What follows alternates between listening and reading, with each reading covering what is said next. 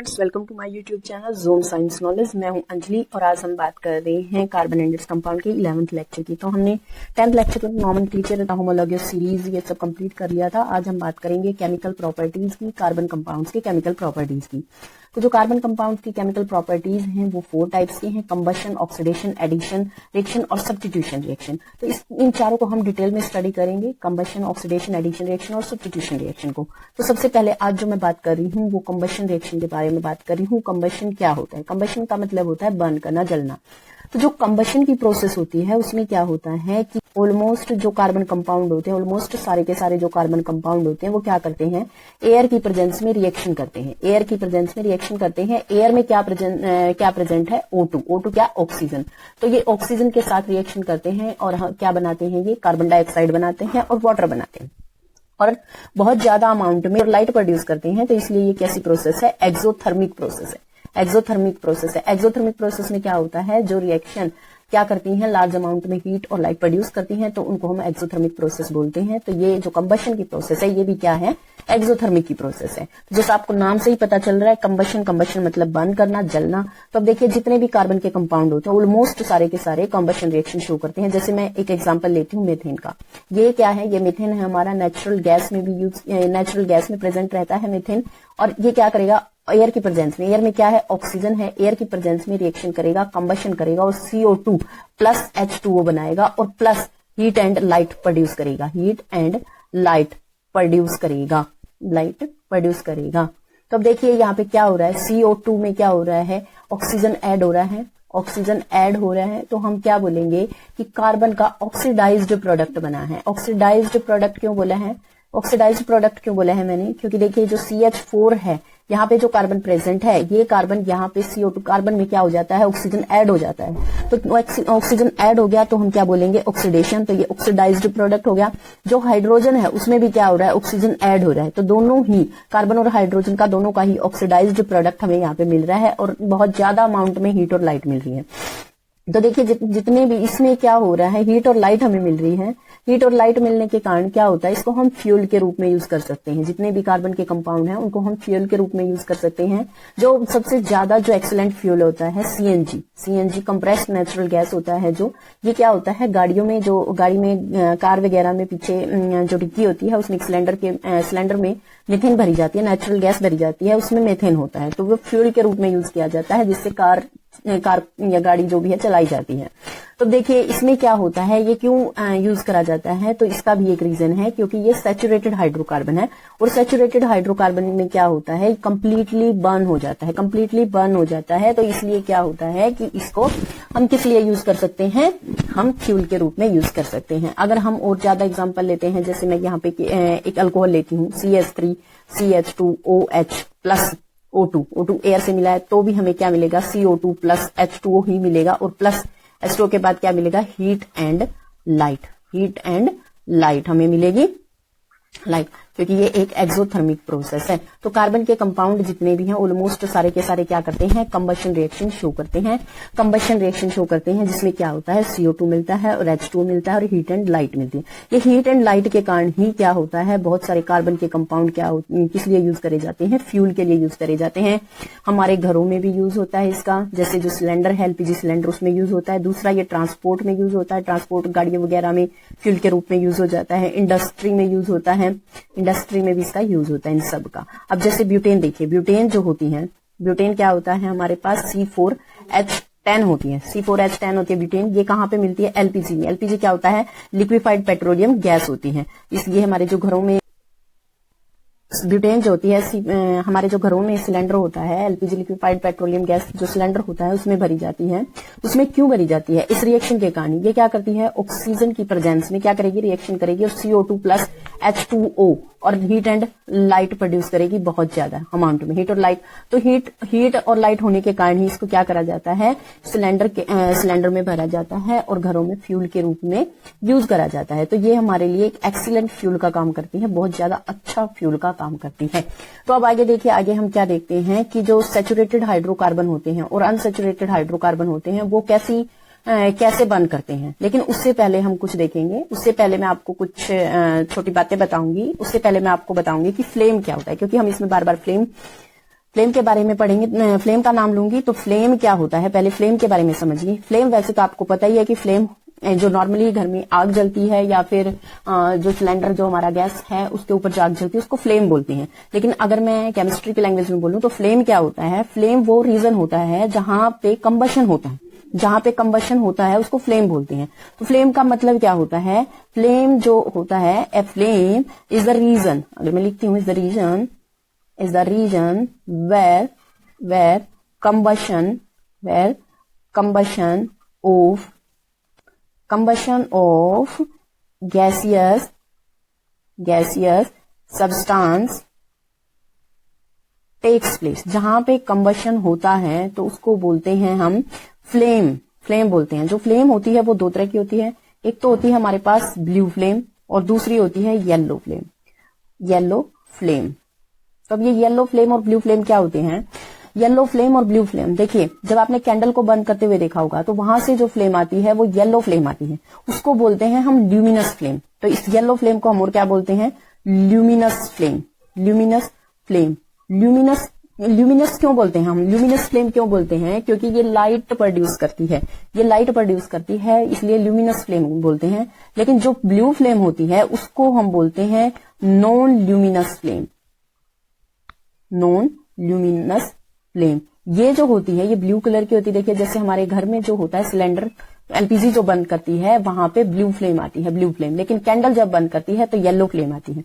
तो yellow flame और blue flame के आने का कारण क्या है, तो देखिए जब ऑक्सीजन की सप्लाई जो होगी ना वो सफिशिएंट होगी, बहुत सफिशिएंट एक्सेस में होगी, तो जो फ्यूल होगा हमारा वो पूरी तरह कंप्लीटली बर्न करेगा, तब जो फ्लेम आएगी वो ब्लू फ्लेम आएगी। मतलब जैसे घर में जो एलपीजी सिलेंडर है उसमें ब्यूटेन होती है तो ब्लू फ्लेम क्यों आती है, क्योंकि वो पूरा का पूरा कंप्लीटली क्या करता है, वो बर्न करता है, कंप्लीटली बर्न करता है, तो इसलिए ब्लू फ्लेम आती है। अगर आपके घर में जो सिलेंडर है उससे ब्लू फ्लेम नहीं आ रही है, गैस से येलो कलर की फ्लेम आ रही है, तो मतलब वहां पे जो कार्बन है वो कंप्लीट बर्न नहीं कर रहा है, अनबर्न्ड कार्बन वहां पे रह पा रहा है। येलो फ्लेम कब आएगी, येलो फ्लेम तब आएगी जब जो ऑक्सीजन की सप्लाई है वो पूरी नहीं होगी, मतलब इनसफिशिएंट अमाउंट होगी ऑक्सीजन की वहां पे, तो जो फ्यूल है वो कंप्लीटली बर्न नहीं कर पाएगा, तो वहां पे येलो फ्लेम आएगी और जो अनबर्न्ड कार्बन है वहां पे प्रेजेंट रहेगा। उसने जब येलो फ्लेम प्रोड्यूस होगी तो उस टाइम पे क्या होगा, अनबर्न्ड कार्बन के पार्टिकल वहीं पे रह जाएंगे इनकम्प्लीट कंबशन के कारण। तो ब्लू फ्लेम और येलो फ्लेम में डिफरेंस क्या है, ब्लू फ्लेम तब होती है जब कंप्लीट कंबशन होता है फ्यूल का, येलो फ्लेम तब आती है जब कंप्लीट कंबशन नहीं होता है। और यहाँ पे येलो फ्लेम में इनसफिशिएंट जो होती है ऑक्सीजन होती है, मतलब पूरी अमाउंट में ऑक्सीजन नहीं मिल पाती है, लेकिन जो ब्लू फ्लेम होती है उसमें सफिशिएंट अमाउंट में ऑक्सीजन होती है। तो देखिए अब मैं आपको बताती हूँ, when the oxygen supply is sufficient, then तो sufficient होगा तो क्या होगा, sufficient जब होगी ऑक्सीजन की सप्लाई तो क्या होगा भाई, then the fuel burn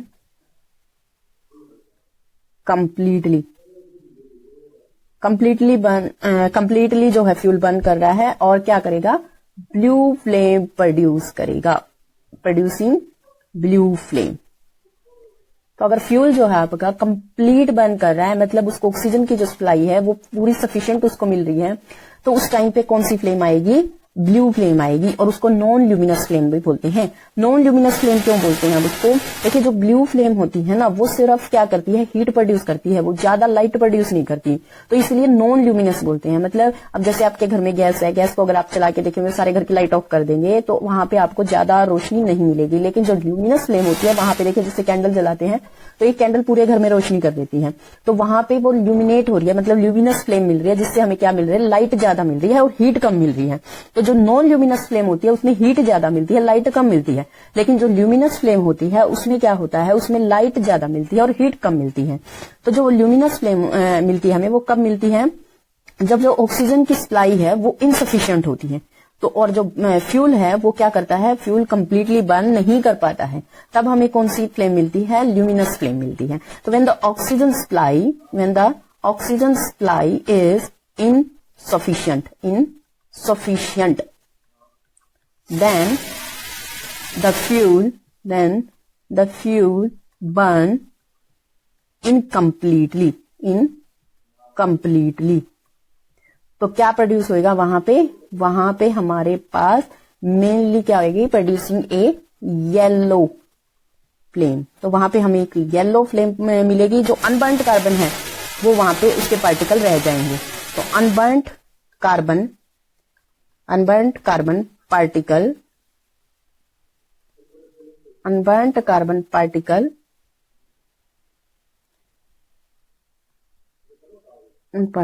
produced due to incomplete combustion. तो हमारे पास क्या रह जाएगा, अनबर्न्ट कार्बन पार्टिकल रह जाएंगे, जिससे क्या होगा, सिर्फ लाइट मिलेगी, हमें हीट ज्यादा अमाउंट में नहीं मिलेगी। तो आगे देखिए क्या होगा।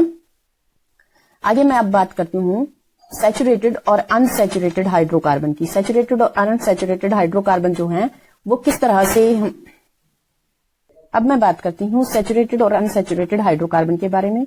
सैचुरेटेड जो हाइड्रोकार्बन होते हैं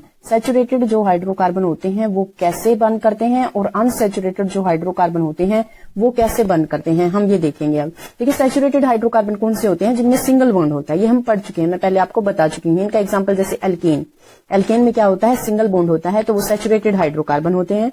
ये कैसे बर्न करते हैं, ये क्या होता है, ये एयर की प्रेजेंस में ब्लू फ्लेम के साथ बर्न करते हैं। ब्लू फ्लेम का मतलब अब तो आप समझ ही गए होंगे कि ब्लू फ्लेम का मतलब क्या होता है कि ये सफिशिएंट अमाउंट ऑफ ऑक्सीजन की प्रेजेंस में क्या करते हैं, बर्न करते हैं, और ब्लू फ्लेम के साथ बर्न करते हैं। और नॉन सूटी फ्लेम होती है इनकी, धुआं नहीं होता बिल्कुल भी, नॉन सूटी फ्लेम के साथ ये क्या करते हैं, बर्न करते हैं। तो इसीलिए इनको क्या करा जाता है, एक्सीलेंट मतलब फ्यूल के रूप में यूज करे जाते हैं, और ये एक्सीलेंट फ्यूल माने जाते हैं।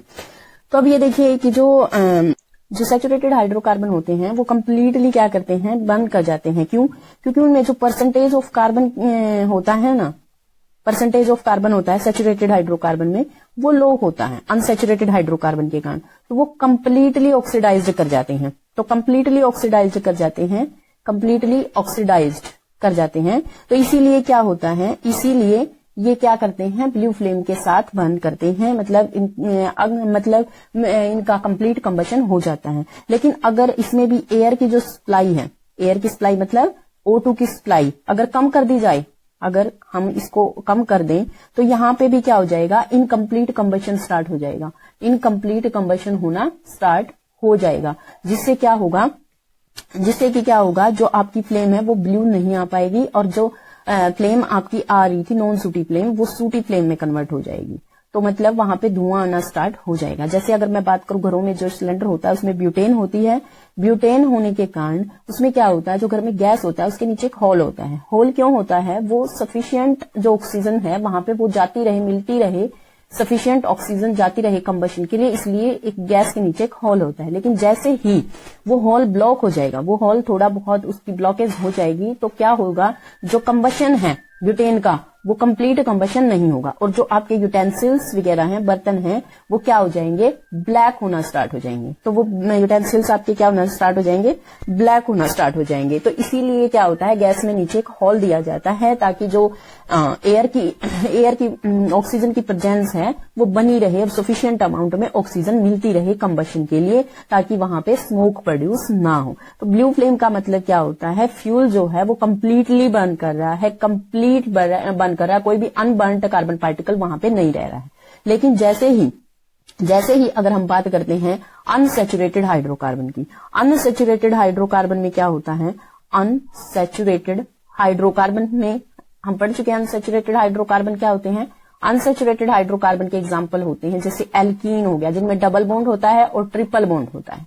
इनमें क्या होता है भाई, जो ऑक्सीजन की प्रेजेंस है वो ऑक्सीजन की प्रेजेंस सफिशिएंट नहीं हो पाती, ऑक्सीजन की प्रेजेंस जो है वो सफिशिएंट नहीं हो पाती। क्यों नहीं हो पाती, क्योंकि जो परसेंटेज ऑफ कार्बन होता है ना इसमें, वो थोड़ा सा ज्यादा होता है। तो जो जितनी एयर प्रेजेंस रहती है उससे क्या होता है, उससे पूरा का पूरा कंप्लीट कंबशन नहीं हो पाता, और जो कार्बन है वो कंप्लीट ऑक्सीडाइज्ड नहीं हो पाता। तो इसीलिए क्या होता है, अनबर्न्ड कार्बन के पार्टिकल रह जाते हैं, अनबर्न्ड कार्बन पार्टिकल रह जाते हैं। तो तो अनबर्न्ड कार्बन पार्टिकल क्या होते हैं, वहां पे प्रेजेंट रहते हैं और ये अनसैचुरेटेड जो हाइड्रोकार्बन है ये सूटी फ्लेम के साथ जलते हैं। सूटी फ्लेम का मतलब होता है कि वहां पे धुआं वगैरह प्रेजेंट रहता है। लेकिन अगर हम इनको क्या करते हैं, अनसैचुरेटेड हाइड्रोकार्बन को हम सफिशिएंट एयर दे दें, अनसैचुरेटेड हाइड्रोकार्बन को सफिशिएंट एयर दे दें, मतलब ऑक्सीजन की अमाउंट जो है ज्यादा दे दें और प्योर ऑक्सीजन की अमाउंट दे दें। प्योर ऑक्सीजन का मतलब है जैसे एनवायरमेंट में जो ऑक्सीजन प्रेजेंट रहती है वो अदर गैसेस के साथ प्रेजेंट रहती है, जैसे नाइट्रोजन के साथ प्रेजेंट रहती है, ओनली 21% प्रेजेंट रहती है एनवायरमेंट में। तो उस टाइम पे यहाँ पे कंप्लीट कंबशन नहीं हो पाता, क्योंकि इसमें जो कार्बन की जो परसेंटेज होती है वो थोड़ी सी ज्यादा होती है as compare to saturated hydrocarbon. तो इसलिए कंप्लीट कंबशन नहीं हो पाता, जो कार्बन है वो कंप्लीट ऑक्सीडाइज नहीं हो पाता CO2 में। लेकिन जैसे ही हम एयर में ऑक्सीजन, मतलब जो ऑक्सीजन होती है वो प्योर फॉर्म में अगर हम ऑक्सीजन देंगे तो इनका भी कंप्लीट कंबशन स्टार्ट हो जाता है। और कंप्लीट कंबशन होने के बाद ये भी क्या करते हैं, बहुत ज्यादा लार्ज अमाउंट में हीट और लाइट प्रोड्यूस करते हैं। अगर हम इनको प्योर फॉर्म में क्या दे देते हैं, प्योर फॉर्म में हम इनको ऑक्सीजन दे देते हैं। तो जैसे अगर मैं एग्जाम्पल की बात करूं, तो जैसे जो इथाइन होता है ना, इथाइन को हम और क्या बोल सकते हैं, कॉमन जो नेम होता है एसिटाइलिन जो होता है इसका नेम। तो अगर हम प्योर ऑक्सीजन दे दें इसको, हम इसको, तो क्या होता है जब ये बर्न करता है ना, तो क्या होगा, बहुत ज्यादा लार्ज अमाउंट में हीट और लाइट प्रोड्यूस होगी, ज्यादा अमाउंट में हीट और लाइट प्रोड्यूस होती है। तो इसका यूज हम कहाँ पे करते हैं, इसका यूज हम वेल्डिंग के लिए करते हैं। मेटल्स की जो वेल्डिंग होती है ना, उसमें इसका यूज कर सकते हैं। मतलब ये मेटल को भी वेल्ड कर देती है, इतनी ज्यादा हीट निकलती है इसमें, बाहर कंप्लीट कंबशन होता है और हाई टेम्परेचर मतलब बाहर आता है, एक्सट्रीमली हॉट होता है, बिल्कुल बहुत ज्यादा हॉट। तो हाई टेम्परेचर प्रोड्यूस होता है। तो जो एसिटाइलिन होता है उसको हम प्योर ऑक्सीजन के साथ जो है मेटल्स की वेल्डिंग के लिए यूज करते हैं, क्योंकि वहां पे बहुत ज्यादा हाई टेम्परेचर और कंप्लीट कंबशन होता है, कंप्लीट कंबशन हो जाता है, क्योंकि प्योर ऑक्सीजन होती है तो सफिशिएंट अमाउंट में ऑक्सीजन मिलती है। तो सफिशिएंट अमाउंट में ऑक्सीजन मिलने के कारण वहां पे क्या हो जाता है, कंप्लीट कंबशन हो जाता है अनसैचुरेटेड हाइड्रोकार्बन का भी। तो वहां पे ब्लू फ्लेम आती है। तो कभी आपने देखा हो तो वेल्डिंग करते हुए मेटल्स वगैरह की जो शॉप होती हैं उन पे कई बार वेल्डिंग की जाती है, देखते हैं। तो वहां पे दो तरह के सिलेंडर होते हैं, जिसमें एक में तो इथाइन भरी जाती है और दूसरे में ऑक्सीजन होती है। जो ऑक्सीजन होती है वो प्योर फॉर्म में होती है, इसलिए एनवायरमेंट वाली ऑक्सीजन नहीं यूज करके वो प्योर ऑक्सीजन यूज करते हैं, ताकि बहुत ज्यादा हाई टेम्परेचर क्रिएट करा जा सके और बहुत ज्यादा हीट प्रोड्यूस करी जा सके मेटल्स की वेल्डिंग के लिए। तो थैंक्स, आज हमने बात करी है कंबशन की। Thanks for watching. Please like, share and subscribe my channel. Thank you.